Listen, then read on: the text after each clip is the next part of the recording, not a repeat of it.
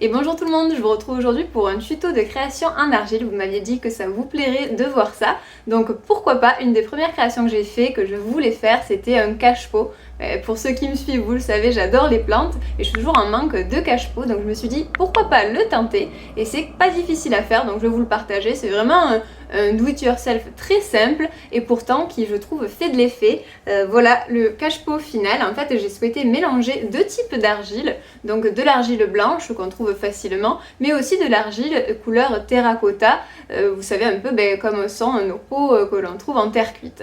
Donc c'est une argile dont on n'a pas besoin de chauffer pour derrière que l'on puisse du coup la conserver. Elle est sans cuisson, donc c'est ce qui est très facile à faire chez soi sans avoir de four professionnel pour le faire. Donc je trouve que c'est hyper simple. C'est assez malléable aussi comme texture, donc on peut vraiment faire un petit peu ce qu'on veut et je trouve que c'est très sympa à faire, vraiment c'est relaxant, c'est apaisant, on pense à rien et on peut vraiment donner vie aux objets que l'on souhaite. Donc je vais vous montrer pas à pas quelles sont les étapes que j'ai fait pour réaliser ce joli cache-pot. C'est parti! Pour avoir une idée de la taille, je prends ce petit pot que j'aimerais faire aux dimensions pour mon futur cache-pot. Ensuite, je me munis d'un papier film pour recouvrir le pot afin qu'il me serve de patron et que l'argile ne colle pas une fois séchée à ce pot. Je commence à préparer le matériel. Voici mon argile. Je vous mettrai toutes les références en barre d'infos.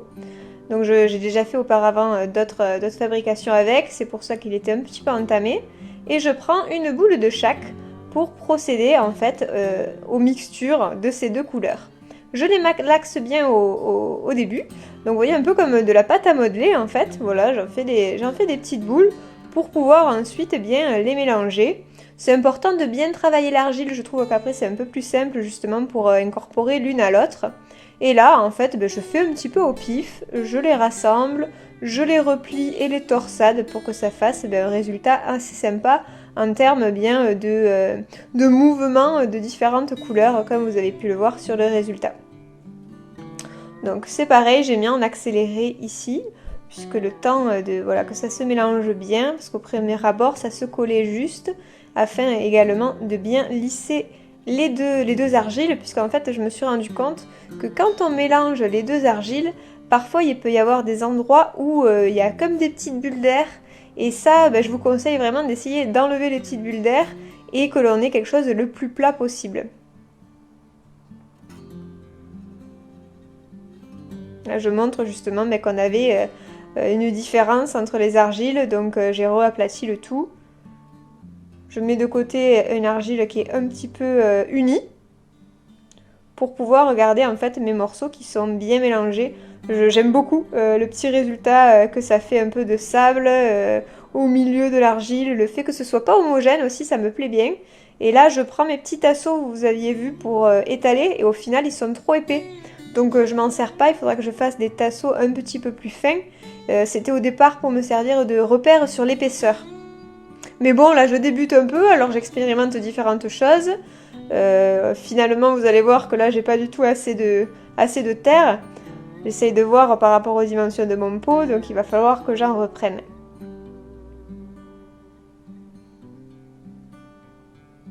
Là je me munis d'un fil de fer. C'est le même avec lequel j'avais fait le tuto pour faire la couronne de fleurs. Et en fait, c'est assez difficile de décoller l'argile sur ma plaque. J'avais pris une plaque en inox comme on voit ici pour justement pas salir ma table, mais finalement ça adhère à la plaque. Donc j'avais prévu au cas où du papier alimentaire, du papier de cuisson, ce que je vous conseille d'avoir pour que ce soit plus simple justement quand vous voulez faire des choses assez fines, sinon ça colle et après ça fait comme on voit un peu là des cagades quand on essaye de le soulever. Donc bon, voilà, cette tentative au moins vous donne aussi des pistes sur ce qu'il faut faire et pas faire. Voilà, le mieux c'est d'avoir, comme on voit là, un petit papier de cuisson. Comme ça, ça n'adhère pas et vous pourrez au moins soulever facilement votre création sans tout détruire comme moi j'ai fait là sur ma plaque d'inox. Donc j'étale à nouveau ça. Et le fait d'avoir remélangé la terre, je trouve que c'est encore plus joli que tout à l'heure. Finalement, c'est bien de bien la travailler. Là, je nettoie mon rouleau avec un petit peu, comme on a vu, un petit mouchoir humide. Parce que quand la terre colle, il suffit de mouiller et facilement ensuite tout s'en va. Donc je regarde par rapport à la taille de mon pot. Et je me rends compte là que j'ai pas assez de j'ai pas assez de terre. Donc eh bien je reprends mon argile et je profite pour vous montrer comment je la découpe facilement. En fait avec le fil c'est hyper facile. Un petit peu comme le fil à couper le beurre, hop vous voyez, ça fait justement une coupe bien nette, bien droite. Ensuite faites attention à bien refermer vos argiles, puisque comme c'est une argile qui ne se cuit pas, elle sèche au contact de l'air. Donc chaque fois bien refermer vos sacs d'argile si vous ne le finissez pas dans la journée. Moi ce que je fais c'est que je la mets dans une espèce de sac à zip transparent. Comme ça j'essaie d'avoir le moins d'air possible. Je reprends le même travail qu'au début pour justement compléter ma terre avec différentes couleurs. On voit que des fois je récupère les petits morceaux parce qu'en fait là on le voit pas trop mais il y a parfois des petits morceaux un peu secs d'argile sur la nouvelle terre qui tombaient sur mon précédent travail comme on voit là et en fait ça fait des petites paillettes plus sèches qui étaient pas très jolies donc c'est pour ça que je les rattrape un peu comme j'aurais fait avec de la pâte à modeler et ça marche très bien. J'ai été étonnée de la facilité de travailler cette argile. C'est vraiment, vraiment chouette sans pour autant avoir quelque chose de trempe. Vraiment très bien. Donc là, je rassemble les deux parties. Il faut faire attention de bien scinder pour que derrière en séchant, ça ne craquelle pas. Et surtout que vous puissiez faire une seule partie assez longue qui n'en fasse qu'une en fait. J'essaie d'avoir une épaisseur assez homogène. Et là, je pense qu'on est pas mal. Donc le mieux, là j'ai pas fait de patron, mais je mesure du coup combien il me faut de longueur et de largeur en fonction de mon pot. J'essaye d'avoir quelque chose d'un poil plus large pour être sûr que ce soit bon. Je fais mes mesures avec ma règle et un petit cutter de découpe assez simple. Ensuite, vous pouvez laver tout part à l'eau. Là, ma règle, par exemple, c'est vrai que la terre un peu rouge s'attache, mais ça part à l'eau hyper facilement, donc aucun souci pour ça. Voilà, les découpes sont faites.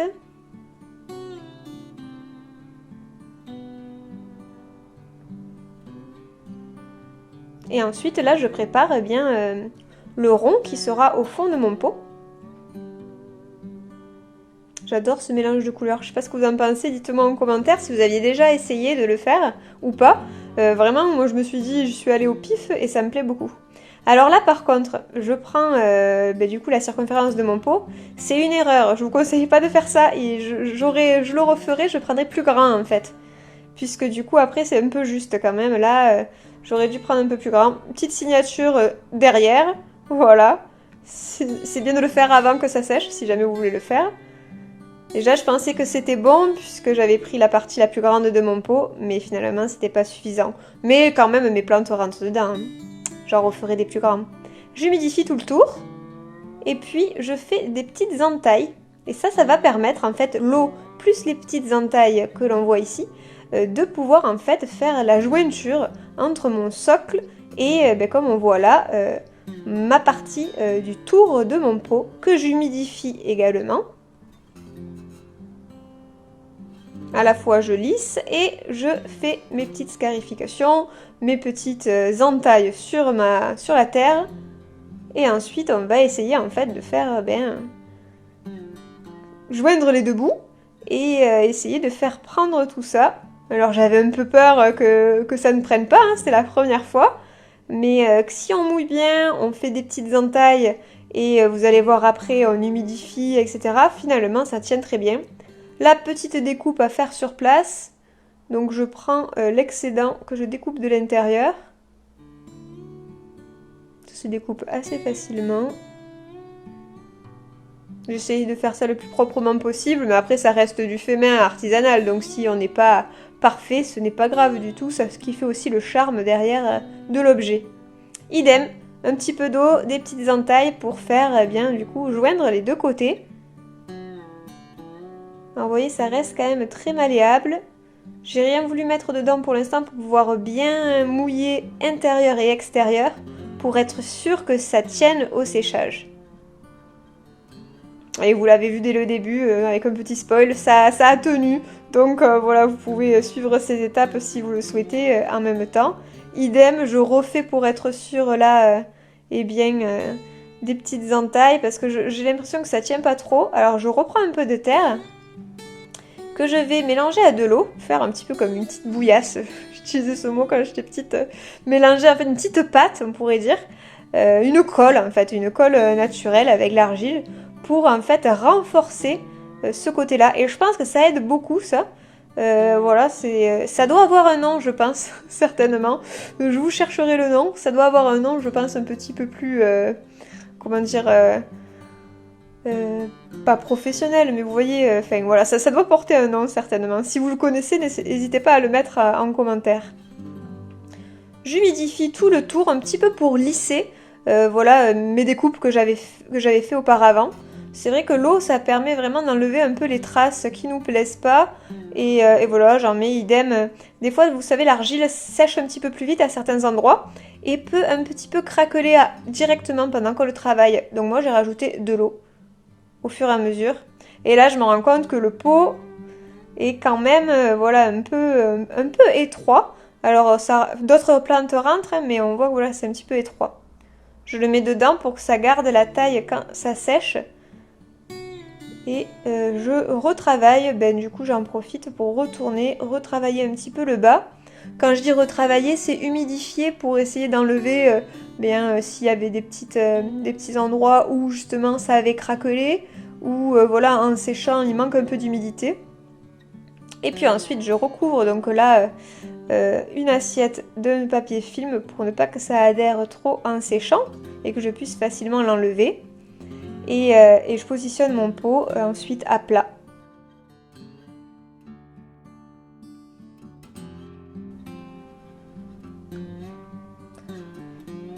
Ensuite, une fois que votre pot est bien sec, alors moi là j'ai attendu au moins 48 heures, même un peu plus, voilà, je vous conseille d'attendre au minimum 48 heures. De toute façon vous le voyez, vous le sentez quand l'argile est bien sèche, peuvent apparaître des petits stries, et voilà, vous pouvez peut-être réajuster ce que vous souhaitez avec, comme on voit ici, du papier de verre où je viens me poncer un petit peu toutes les parties que je souhaite, bien soit remettre d'équerre comme sur le dessus par exemple, où je souhaite homogénéiser un peu la hauteur, ou alors en dessous, voilà, il y avait des petits stries qui sont apparus.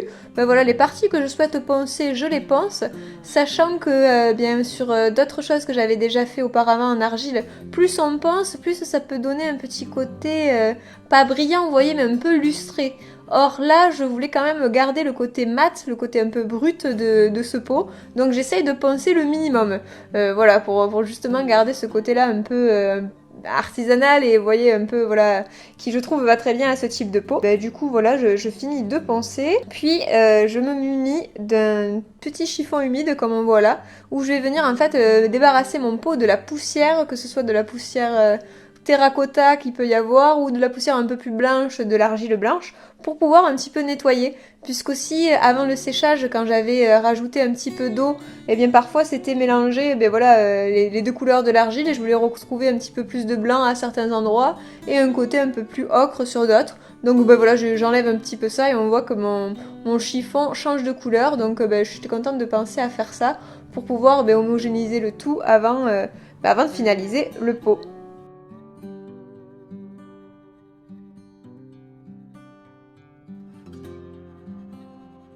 J'espère que ce premier tuto sur les créations en argile vous ont plu. Moi voilà, j'ai déjà fait plein d'autres petites créations depuis que j'ai l'argile, je m'arrête plus. Donc si ça vous plaît, dites-le moi en commentaire et je vous en proposerai d'autres. En tout cas, je suis super contente du résultat de ce premier pot.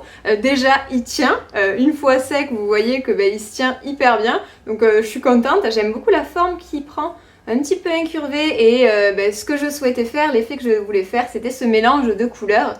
J'y suis allée un peu au pif. Et franchement, je suis contente du résultat. On voit que dedans, il y a aussi ce mélange-là. Comme je vais mettre des plantes dedans, je vous montrerai le résultat avec une plante, bien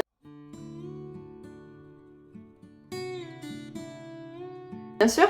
Mais je voulais d'abord passer un coup dedans de vernis pour qu'il soit justement résistant, comme c'est de la terre qui n'est pas cuite.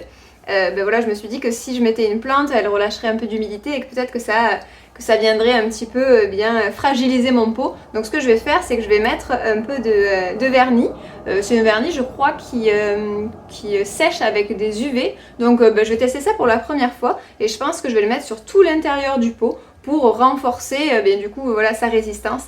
J'ai pas envie d'en mettre sur l'extérieur parce que j'aime bien en fait ce rendu brut, un peu mat qu'il y ait et j'ai pas envie qu'il y ait de résultats brillants. Donc voilà, peut-être que je changerai d'avis au fur et à mesure dans le temps. Je pourrais toujours le vernir quand je le souhaite. Si je veux aussi appliquer une couleur, mais pour l'instant j'aime beaucoup ce rendu qui est de différentes terres. Dites-moi ce que vous en pensez en commentaire. En tout cas, moi je suis ravie de ce premier test. Donc voilà, vraiment je vais continuer, c'est sûr. C'est mon premier cache-pot, mais j'ai déjà d'autres idées pour en faire des plus grands notamment. Donc voilà pour ça!